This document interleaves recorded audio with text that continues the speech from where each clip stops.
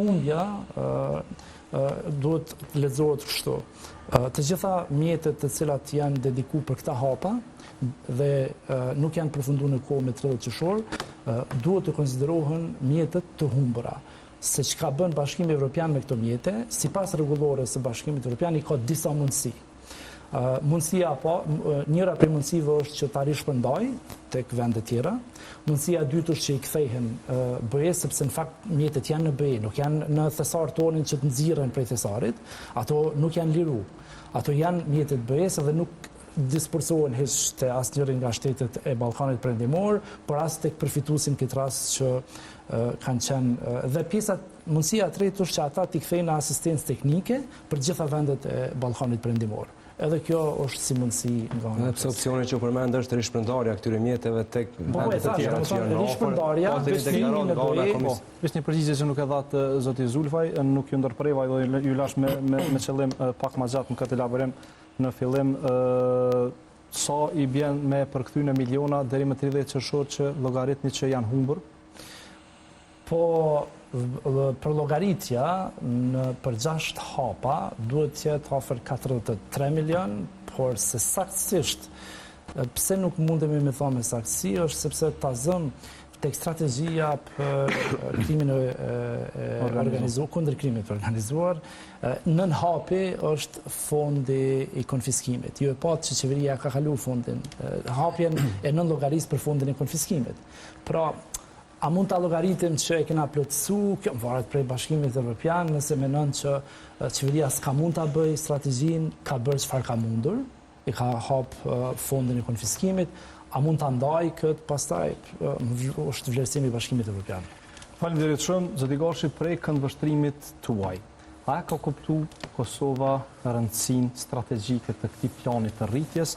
apo ende po trajtohet si një projekt i zakonshëm kështu financiar? Po kur ishte prezantuar si plan, pra strategjik ky plani i rritjes nga ana Bashkimit Evropian, kishte mbretëruar edhe një entuziazëm edhe në Kosovë, pikërisht edhe për shkak të faktit se Kosova ndër vendet që përfitonte më shumë nga vendet e Ballkanit Perëndimor krahasuar me kokë banore, pra u përmend shuma që Kosova si takojnë 882 milion euro, 253 milion janë si grantë dhe 629 milion si euro në formë të kredis, pra që i bie se do të ishte vendi që të përfitonte më shumë për kokë banore, por që fatkeqësisht nuk është përkthyer kjo edhe në angazhim për të zbatuar reformat e parapara, për të marrë pastaj këto mjete, pikërisht për shkak të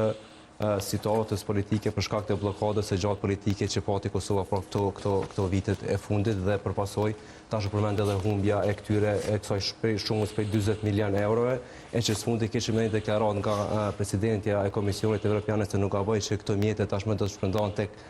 shtetet e rajonet që veç se kanë avancuar shumë më shumë se sa Kosova sa i përket procesit të integrimit tek Shqipëria, tek Mali Zi dhe tek Maqedonia e Veriut. Tash nëse krahasojmë me periudhat e kaluara, gjithë pajtohemi që Kosova në disa faza ka qenë edhe para këtyre shteteve të rajonit sa i përket përmbushjes së kritereve për anëtarësim në Bashkimin Evropian. Por ngecjet filluan në këto vitet e fundit, pikërisht për shkak të, le të themi, papërgjegjësisë së kësaj klase politike, që sigurisht se përgjegjësia kryesore i takon partisë në pushtet që ka qeverisur në këto vite dhe pastaj mund të hyjmë në ato matematika se kush ka pasur, kush më pak e kush më shumë faj, por po të ishte, le të themi, prioritet për mbushja e agjendës evropiane dhe për shpejtimi i rrugës drejt integrimit në Bashkimin Evropian, sigurisht se do duhet të tejkaloshin edhe këto çështjet e brendshme, le të themi,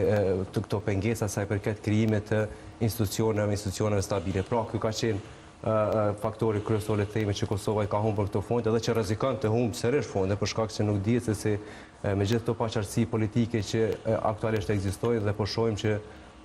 kjo klasë politike, pra më shumë e ka këtë betejën e brendshme, e në fakt do duhet ta kishte një betejë edhe me shtetet e rajonit, sa i përket procesit të integrimit, nëse veç që deklarativisht dhe në dokumente Kosova e ka shprehur qartë për orientimin strategjik drejt anëtarësimit në Bashkimin Evropian dhe anëtarësimin që është më kryesor anëtarësimin në NATO, por këtu po flasim për Bashkimin Evropian, sigurisht se do duhet gjetur mënyra që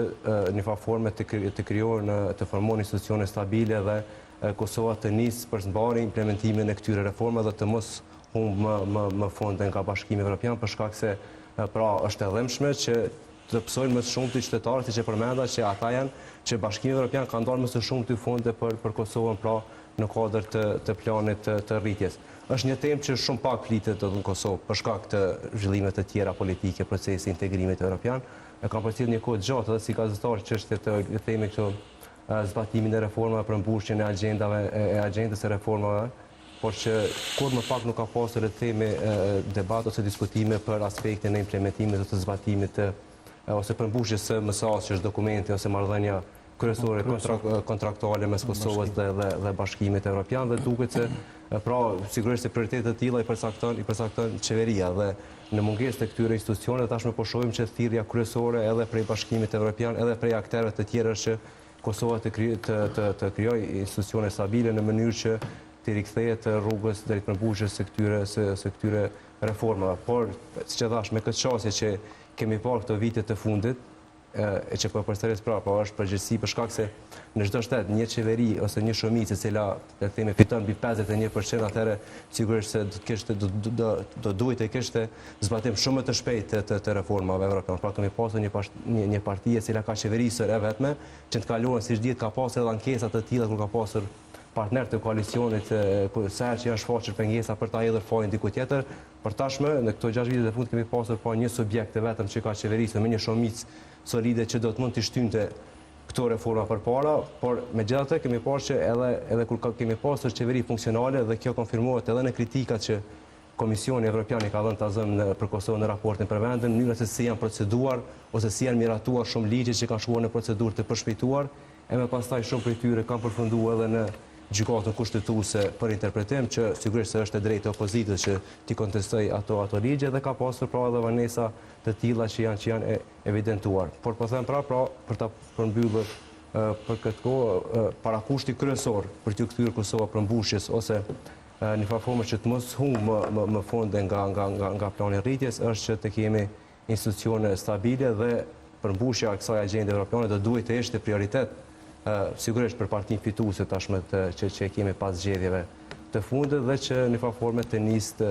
të kemi le të themi një prioritizim të përmbushjes së këtyre reformave në mënyrë që Kosova të paktën të hyjë në proces, për shkak se dihen edhe probleme tjera politike aktore që ekzistojnë. Me Kosovën nuk është marrë fare Bashkimi Evropian, pikërisht për shkak të situatës edhe sa i përket aplikimit që ka bërë Kosova për anëtarësim.